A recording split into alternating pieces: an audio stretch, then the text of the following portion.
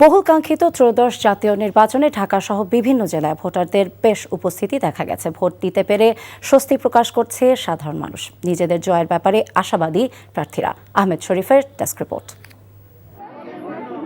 অল্প কয়েকটি বিচ্ছিন্ন ঘটনা ছাড়া দেশজুড়ে শান্তিপূর্ণভাবে ভোট গ্রহণ সম্পন্ন হয়েছে। ঠাকুরগাঁও সরকারি বালক উচ্চ বিদ্যালয়ে ভোট দিয়ে বিএনপি মহাসচিব মির্জা ফখরুল ইসলাম আলমগীর বলেন, এই নির্বাচনের মাধ্যমে গণতন্ত্রের নতুন দ্বার উন্মোচন হবে। বাংলাদেশের যে গণতন্ত্রের যাত্রা নতুন শুরু হলো আজকে। আমরা আশা করি বাংলাদেশের রাজনীতিকে, বাংলাদেশের অর্থনীতিকে সুন্দরের দিকে, তার অভীষ্ট লক্ষ্যের দিকে নিয়ে যাবে। খুলনা 5 আসনে ভোট দিয়েছেন জামায়াতের প্রার্থী মিয়া গোলাম পরওয়ার। জয় পরাজয় এটা মহান আল্লাহ তাআলার নির্দিষ্ট করে রেখেছেন।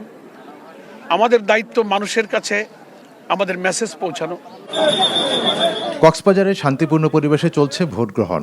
দুপুরে কক্সবাজারের চকরিয়ার একটি ভোট কেন্দ্র পরিদর্শনকালে সংক্ষিপ্ত ব্রিফিংয়ে বিএনপি প্রার্থী সালাউদ্দিন আহমদ বলেন, সারা দেশে ঈদের আমেজে ভোটাররা ভোট দিচ্ছেন।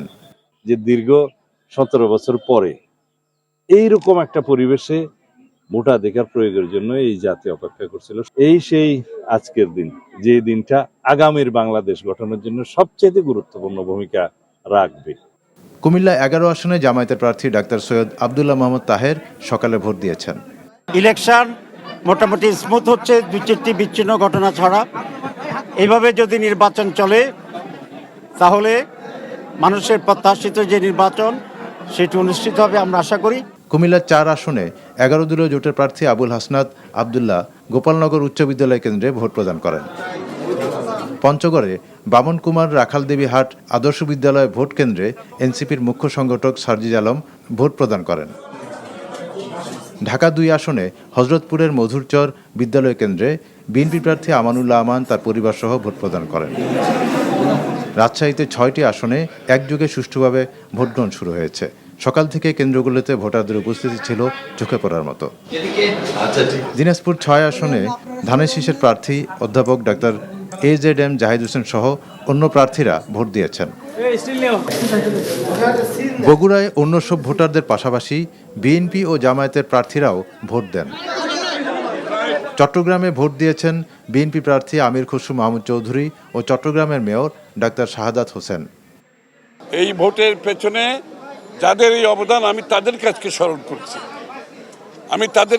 করছি, তাদের প্রতি শ্রদ্ধা জ্ঞাপন করছি এবং শ্রদ্ধা জ্ঞাপন করছি বাংলাদেশের গণতন্ত্রকামী মানুষ যারা রাস্তায় নেমে তাদের অধিকার আদায় করেছে।